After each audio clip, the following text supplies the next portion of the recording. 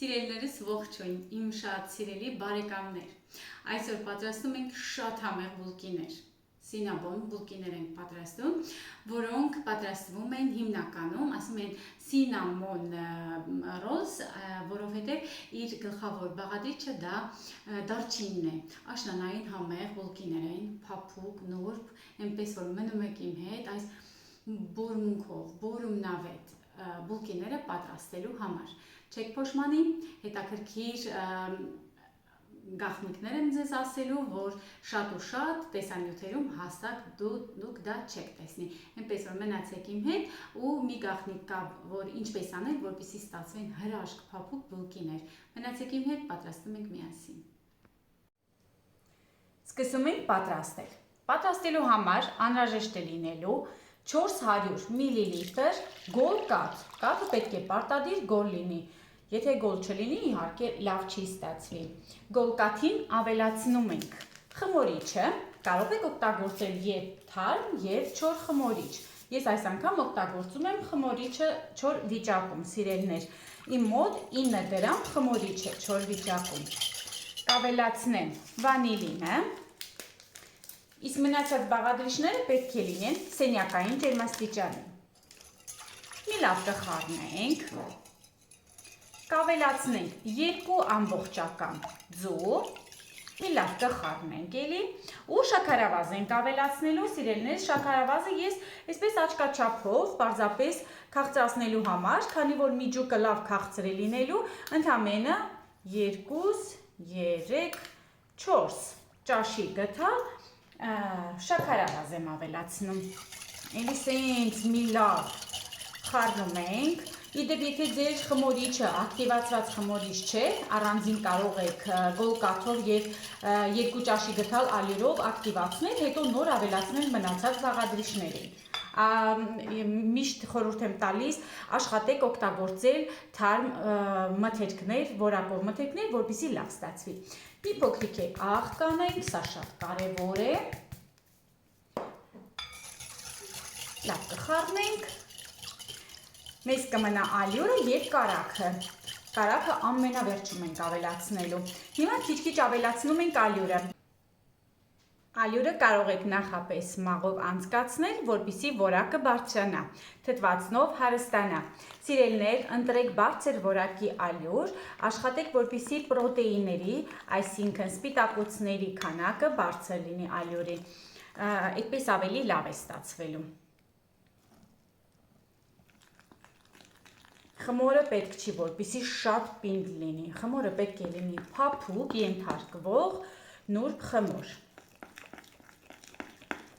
Իդեպ ալյուրի քանակը կախված է նաև ձվի չափից, մնացած մթերքների որակից, դա շատ կարևոր է։ Չգիտեմ նշեցի թե ոչ, մեզ անհրաժեշտ է լինելու մոտավորապես 650-ից 700 գրամ ալյուր։ Ալյուրից ավելացնում եմ սեղանի վրա։ Եթե նկատեցիք, ես ամբողջ ալյուրը չավելացրեցի, որովհետև հնարավոր է, որ ավելի քիչ պահանջվի, ես շատ ալյուր չավելացնեմ։ Վերջի 100 գրամ ալյուրը միշտ քիչ-քիչ եմ ավելացնում, որպեսզի չսխալվի։ Ունենք 100 գրամ կարագ, եթե տեսնեք, ես տաքացրել եմ մի փոքրիկ սենյակային ջերմաստիճանի, որպեսզի հեշտ լուծվի հետո խմորի մեջ։ Շատ դժվար չլինի։ Եթե ուզում եք, կարող եք իհարկե հարիչով հավաքել խմորը, որը ավելի արագ է ստացվում, ավելի հեշտ է ստացվում, բայց քանի որ բոլորը չունեն այդ հզոր հարիչներից, ես ձեռքով եմ պատրաստում, որպեսզի իմ հետևորդներին հասանելի լինի։ Ավելորդ ալյուրը կողք եմ քաշում, որովհետև ես զգում եմ, որ արդեն ինձ այն պետք չէ։ Վերցնում եմ կարագը ու այսպես փափուկ կարագը կտոր-կտոր, քիչ-քիչ ավելացնում եմ խմորին։ Սկզբից ձեզ թվալու է, որ խմորը շատ կպնում, ձեռքերին է կպնում, սեղանին է կպնում, չանհանգստանաք։ Հենց որ ամբողջ կարագը լուծվի խմորի մեջ, մի հրաշք թեթև նուրբ խմոր է լինելու։ Սա փորձված բաղադրատոմս է, ես շատ եմ պատրաստում, այնպես որ վստահեք, ինպես պատրաստեք։ Այսպես տեսնում եք, չէ՞, օգնեք ձեռքերի օգնությամբ, որքան որ կարագը սկսի լուծվել, այնքան խմորը այսպես կպչուն է երևալու, բայց չանհանգստանաք։ Ամբողջն եմ ավելացնում։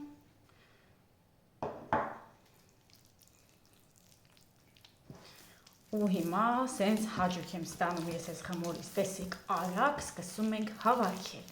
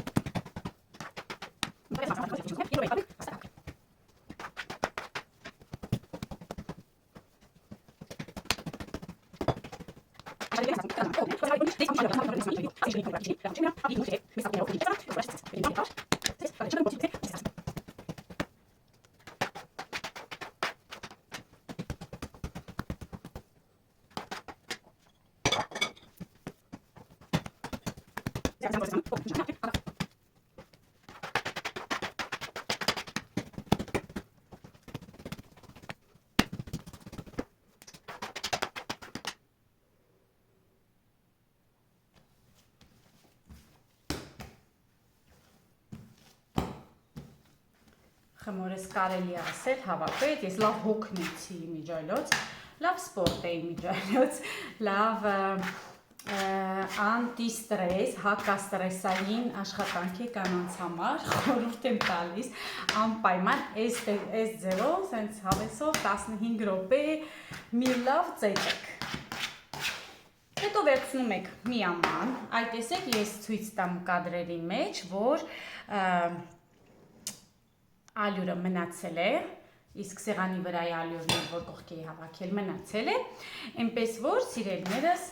չենք օգտագործում ավելորդ ալյուր, խմորը վերցնում ենք, մի ուրիշ աման ենք վերցնում, ես լավ կարագով պատել եմ, կարող եք ձեթ օգտագործել, դուք գիտեք ինչպես ուզում եք, ինչ ուզում եք, կարևորը որ մի բան կսեք, այսպես որ հետո խմորը հեշտ հանենք ու ծածկում ենք։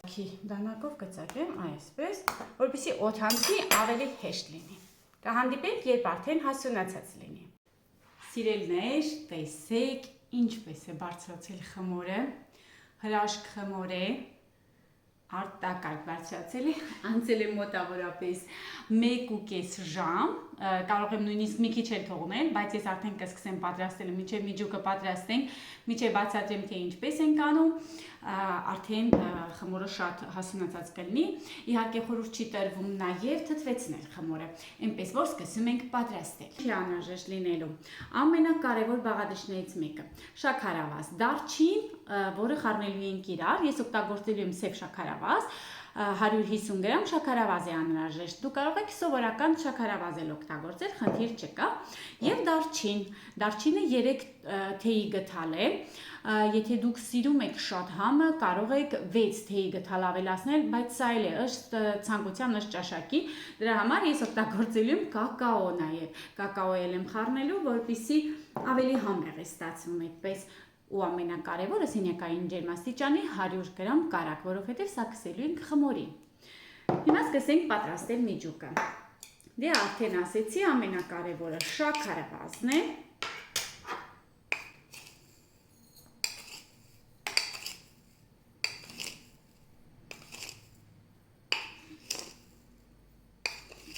Ես 150 գրամ չեմ ավելացնի բնականաբար, 100 գրամ եմ ավելացնում, որպեսզի շաքարավազի չափը չգերիշխի, որովհետև գիտեք, ես շատ քիչ եմ անում, մոտավորապես 3 թեյի գթալ ավելացնում ենք նաև դարչինը, ինչ անուշ բույր ունի, ապսես որ իմ երեխաները այդքան էլ շատ չեն սիրում, դրա համար ես փոխարինում եմ կակաոյով 1 ճաշի գթալ, այսպես առատ, լավ, որակով կակաո ենք ավելացնում, այսպես մի լավ էլի խառնում ենք, կողք ենք դնում, հիմա խմորը պետք է գրտնակով բացեք, սեղանը մի փոքրիկ ալորոտում ենք, այն ալյուրն է, որը որ մնացել էր, Այս հրաշք խմորը, տեսեք, որքան լավ հասունացել է։ Սիրում եմ, երբ որ խմորը ստացվում է, սիրում եմ, երբ որ բոլոր մանրուքները առանց անտեսելու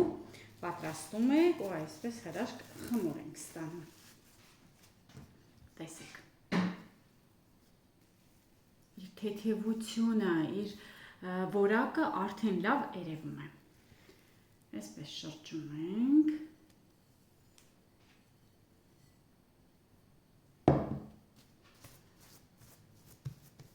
Շատ նուրբ ձևով եւ զգույշ ձևով հիմա գռնակով ձեռքերով որքան հնարավոր է բացում ենք նախ, քանի որ շատ նուրբ է խմորը։ Խմորը որքան հնարավոր է գեղեցիկ բացում ենք։ Տեսեք որքան լավ հասունացած խմոր է, նույնիսկ այն ձեռքերով այսպես հանգիստ բացվում է։ Կարող ենք նաև գրտնակ չօգտագործել, բայց գրտնակ օգտագործում ենք, որպեսզի մի քիչ հավասար ստացվի, որպեսզի եզրերը շատ հաստ չլինեն, մեջտեղի հատվածում էլ շատ բարակ չլինի։ Այսպես, մոտավորապես 1 սանտիմետրի չափով բացում ենք։ Հիմա պետք է խմորին քսել 100 գրամ փափուկ կարագ։ Երբ որ հալվում է կարագը, ձեզ թվում է ինքը շատ է, բայց շատ չի։ Չափսոզակ, առատ քսեք։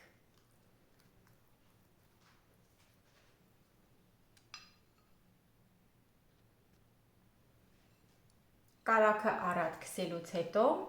հիմա շաղ ենք տալիս պատրաստված միջուկը։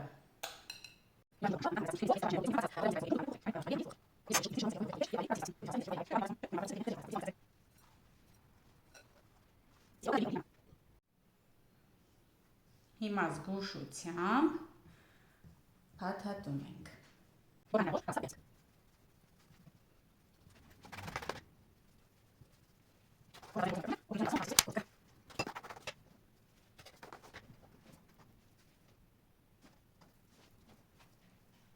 Հիմա այսպես եզրերը լավ միացնում ենք իրար։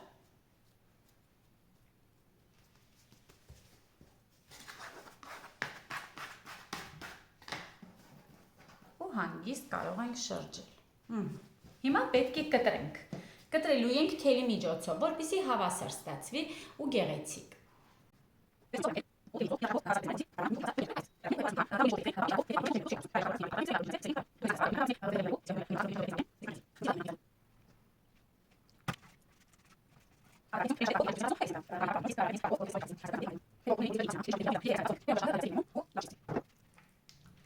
Սիրելիներ, ամբողջ այսպես կարագով պատելով առատ կարագը վերջացնում ենք այսպես ու շարում ենք բուլկիները։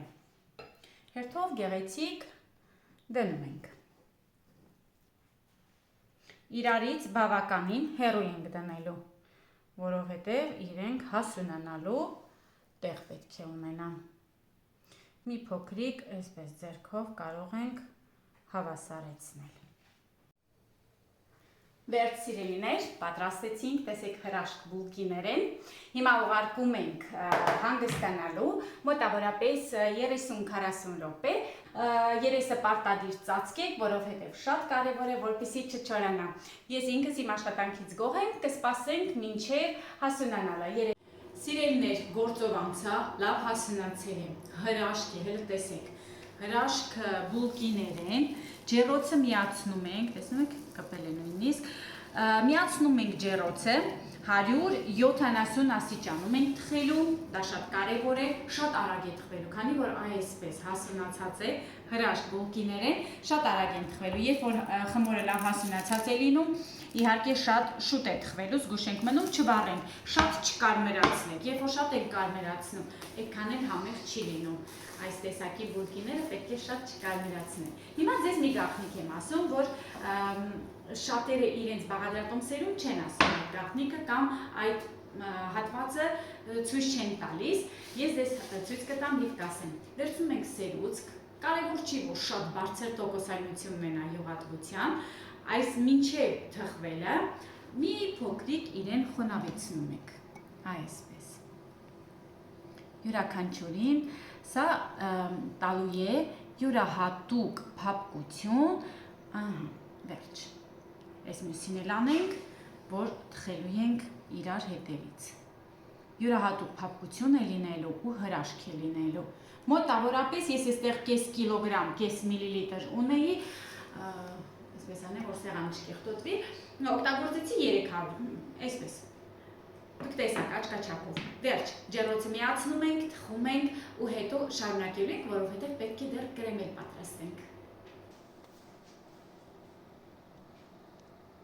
Հիմա կրեմ ենք պատրաստելու, մինչև մեր սինամոնները պատրաստ լինեն, կրեմ ենք պատրաստելու, հեշտ, արագ, առանց հարիչի կրեմ ենք պատրաստում։ Սիրելիներս, կրեմի 1000 ձևի տեսակ կա։ Դուք ընտրեք ձեզ հարմարը։ Ես միշտ այսպես եմ պատրաստում այս բաղադրատոմսով, նախ համն է շատ լավ է լինում, թեթև է լինում, նուրբ է ու շատ հեշտ է պատրաստումը։ Խտացած կաթ եմ օգտագործում, վանիլին եմ օգտագործում եւ սերուցքային պանիր։ Իմ դեպքում, որ ես օգտագործում եմ, միշտ մասկարպոնե եմ օգտագործում։ Դուք կարող եք Ֆիլադելֆիա կամ ցանկացած սերուցքային ինչ-որ պանիր օգտագործել։ Վանիլինը 1 տուփ է, շաքարային վանիլին է, դա էլ եմ ավելացնում եւ խտացած կաթը ըստ ճաշակի է։ Ինչու եմ ասում ըստ ճաշակի, որովհետեւ այստեղ քաղցրացնելու խնդիր կա, չէ՞, որովհետեւ շատ քաղցր չլինի, ես ընդամենը 100 գրամ եմ ավելացնում, բայց կախված է սերուցքային պանիրի թանձրությունից։ Պետք է այնպես անենք, որ կրեմային քսովի բան ստացի, որպեսզի կարողանանք քսովի կրեմ պատրաստել։ Հիմա ես կավելացնեմ քիչ խտացած կաթ, սկզբից 2 ճաշի գտա, որովհետև դա հենց արդեն 50 գրամից ավելի շատ է լինում։ Մի լավ կխառնեմ, այնպես եմ անում, որ լավ խառնվի, հետո նոր արդեն կորոշեմ, էլի ավելացնեմ, թե չէ, բայց վերջ, կրեմս պատրաստ է, ես էլ խտացած կաթ չավելացրեցի, այսքանն էլ հերիք է, այս խտացած կաթ կօգտագործեմ ուրիշ բաղադրատոմսեր պատրաստելու համար։ Ես ուղղակի ջրիկությունն եմ նայում, տեսնեմ ինչպիսի տեսք ունի, ինձ այսքան էլ բավարարում է։ Եթե դուք ուզում եք ավելի ջրիկ, կարող եք թեկուզ սովորական կաթ ավելացնել, բայց պաստորիզացված լինի կամ եռացված, սառեցված լինի, այդ ձևով լինի, կարող եք այդպես էլ ավելացնել։ Սպասում ենք, որ բուլկիները պատրաստ լինեն, թխվում են, ուռել են ջեռոցի մեջ, հրաշք է ուղղակի։ Հրաշք են ստացվել։ Ջեռոց եմ ուղարկել մյուսը, տեսեք, հիմա թողնում ենք մի փոքրիկ հովանում է, ուղղակի դուք տեսեք ինչ փափուկ, նուրբ, հրաշք է ուղղակի։ Սպասում ենք մի փոքրիկ հովանում է, նոր ենք կրեմա պատում, որովհետև երբ որ կրեմը լցնենք, ինքը շատ տաք ժամանակ սերուցքային պանիրը կհալվի, հետո արդյունքում ոչ մի բան չի երևալու։ Մի փոքրիկ գոլացնում ենք, հետո նոր արդեն կարող ենք քսել։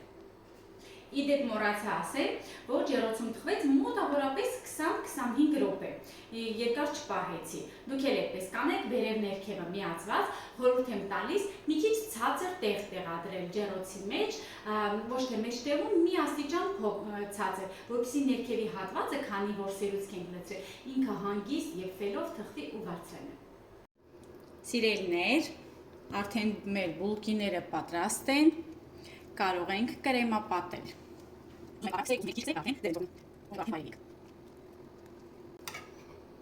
Հիմա այս փափուկ բուլկին պետք է պոկենք, ես կասեի նույնիսկ ձեռքերով, որ ավելի լավ է։ Այս փափկությունը հրաշք է, տեսեք ինչքան լավ է թխվել։